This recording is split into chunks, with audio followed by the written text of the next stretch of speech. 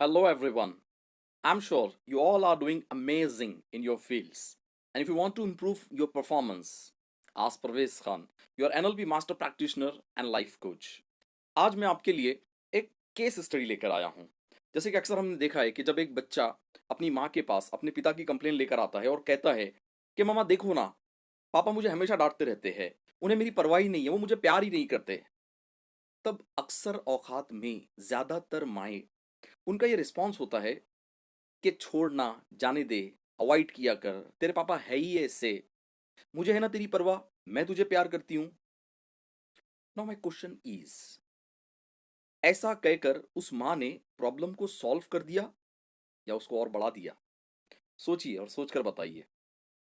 जब एक माँ कहती है कि छोड़ना, जाने दे, अवॉइड कर, तेरे पापा ऐसे ही है, मैं हूं ना, मुझे तेरी परवाह है, मैं तुझे प्यार करती हूँ, यहां पर बच्चे ने एक बात सीख ली है, और वो ये है कि मैं अपने पिता के बारे में जो सोचता हूं वो सही है।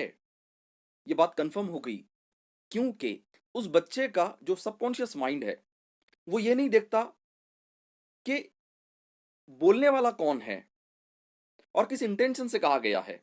उसका अनकॉन्शियस माइंड तो सिर्फ उस इंफॉर्मेशन को स्टोर करता है और उसको प्रोसेस करके एक जजमेंट पर पहुंचता है, और वो जजमेंट ये है कि मैं जो अपने पिता के बारे में सोचता हूं वो सब सही है। मेरे पिता बहुत क्रूर है, मेरे पिता को मेरी परवाह नहीं है, मेरे पिता मुझे प्यार नहीं करते। ये बात उस बच्चे को कंफर्म हो जाती है।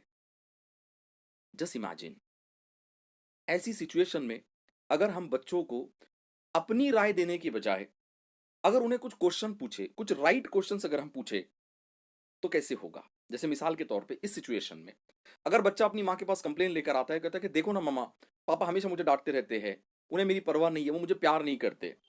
और अगर इस सिचुएशन में वो माँ अपनी राय देने के बजाय उस बच्चे को अगर कुछ राइट क्वेश्चंस पूछती है, जैसे क्या हमेशा डांटते रहते हैं, तो हो सकता है वो बच्चा जवाब दे हमेशा तो नहीं, लेकिन जब मैं मोबाइल में गेम खेलता हूँ, जब मैं कॉलेज नहीं जाता हूँ, जब मैं रात को लेट आता हूँ, इन सिचुएशंस में मुझे डांटते हैं।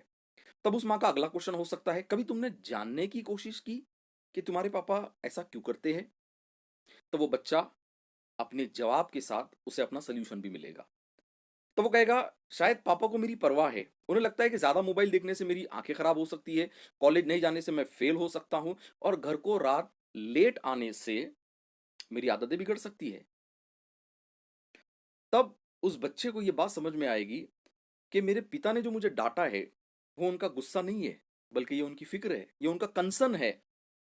और अपनी इसी फिक्र और इसी कंसर्न को सिर्फ कुछ सख्त अल्फाजों के साथ, कुछ सख्त लहजे के साथ मुझसे उन्होंने कहा है, लेकिन ये उनका गुस्सा नहीं हो सकता, ये उनकी फिक्र है, ये उनकी परवाह है मेरे लिए। और ऐसा करके वो बच्चा अब अपने पिता से नफरत करने के बजाय उसका अपने पिता से लगाव बढ़ जाएगा। वो अपने पिता से और ज्यादा प्यार करने लगेगा, उसे अपने पिता की फिक्र होने लगेगी, और वो अपनी उन सारी आदतों को छोड़ देगा जो उसके पिता को पसंद नहीं है। तो हमने यहाँ क्या किया? Just ask right question. तो कोई भी, चाहे माँ हो या बाप हो, वो बच्चों को अपनी राय देने के बजाय अगर वो कुछ राइट क्वेश्चन पूछते हैं, तो यकीन मानिए हमारे जो फैमिली रिलेशंस है वो बहुत ज़्यादा स्ट्रांग हो सकते हैं, और हम एक बहुत ही peaceful, joyful family life enjoy कर सकते हैं। ऐसा कब होगा? ऐसा तभी होगा जब पेरेंट्स अपना थिंकिंग पैटर्न, अपना लैंग्वेज पैटर्न चेक करेंगे और उसको बदलने की कोशिश करेंगे, तभी ये पॉसिबल है। और इसी इफेक्टिव लैंग्वेज पैटर्न को कहा जाता है neuro linguistic programming, NLP. So if you learn NLP, it will definitely help you in all the fields of your life. So for more such learnings, stay with us, join our learning group, visit our YouTube channel, and update yourself. And if you have any question, ask Parvez Khan. Thank you so much. Take care of your language. All the best.